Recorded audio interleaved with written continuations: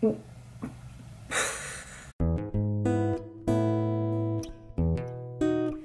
guys, I'm Amy. Welcome back to my channel. Today I have another episode of my radar reads. For those of you who are new, my radar reads essentially replace a TBR. I don't do TBRs except for very rare occasions, specifically readathons. Otherwise, I just read what I want to read when I want to read it, but I usually do have a group of books in the back of my mind that I'm hoping to get to sooner rather than later, and that's what my radar reads are. Now I'm going to give the usual disclaimer: there is no guarantee any of these books will end up in a wrap up anytime soon, because the mood reader that I am, you just never know what I'm gonna pick up next. But if you're interested to see the books that I have been thinking about lately, then go ahead and keep on watching.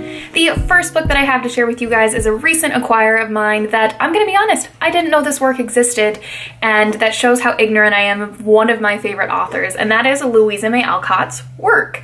And this is a story about a young woman named Christy Devon who works at a variety of different jobs, including a seamstress and a governess and an actress and a servant, and she's just trying to find her place in the world. But the real reason that I want to read this book, outside of the fact that it's Louisa May Alcott and Little Women is one of my favorite books, is the quote on the back of this book, which is, "I'm old enough to take care of myself, and if I'd been a boy, I should have been told to do it long ago." So if that doesn't sound amazing, I don't know what does, and I'm really, really looking forward to diving into a new work by a favorite author. The next three books I'm going to just glaze over real quickly because I hauled all of these recently in a book haul. I will link that up here for you guys. The first of which is Royal Assassin by Robin Hobb. This is the second book in the Farseer trilogy.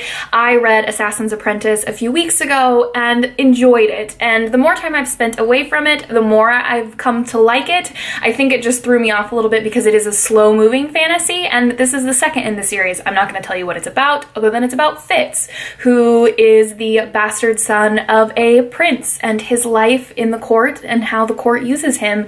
And I'm really, really excited to get around to reading this book because this will be the first buddy read that my husband and I will do together. My husband will be listening to this on audio while I am reading the physical copy. We've read lots of the same books now, but never at the same time, so I'm super, super excited about it.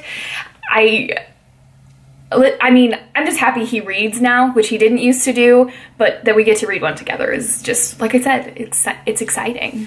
The next book is the darling of booktube at the moment, and that is There There by Tommy Orange. This is a modern story about a bunch of different characters who are all going to a powwow, a national powwow in Oakland, and so we have a wide cast of characters, and I'm assuming that they all interweave. I've heard that this novel reads like interconnected short stories, which one of my favorite books is interconnected short stories, The Tsar of Love and Techno by Anthony Marra. So if that even reads remotely like that, I know I'm gonna love this book. I've literally not heard a bad thing about it, and I gotta read it, and it's gotta happen soon. And the last book for the redundancy from the book haul is the graphic novel Here by, I always forget, Richard McGuire.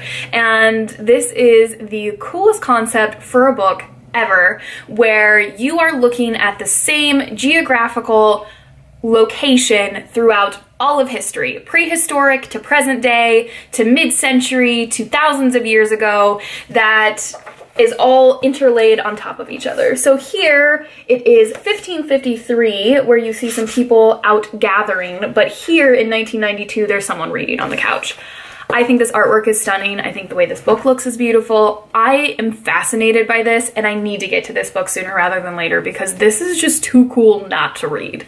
And the last book I have to chat about is a book that my husband, Aaron, he seems to be coming up a lot in this video, has been once again begging me to read. I think he's been asking me to read this book more than he asked me to read The Book Thief, and if I had to say what book did Aaron enjoy the most that he's read recently, without a doubt it would be this one, and that is Nevernight by Jay Kristoff. This is an adult, or new adult you could probably argue, fantasy about a young woman named Mia whose father was branded a traitor, and so she has decided to become an assassin in this elite group of people to exact revenge in the long run, is my understanding.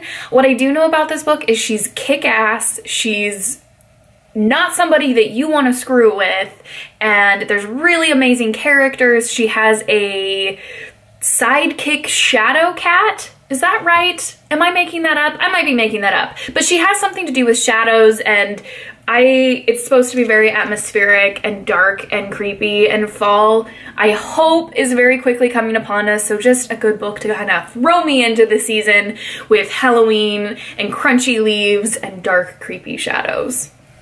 There you have it. There are my most recent radar reads. We got a graphic novel, we got a really big up-and-coming book, we have fantasy 2 times over, and what was my other one?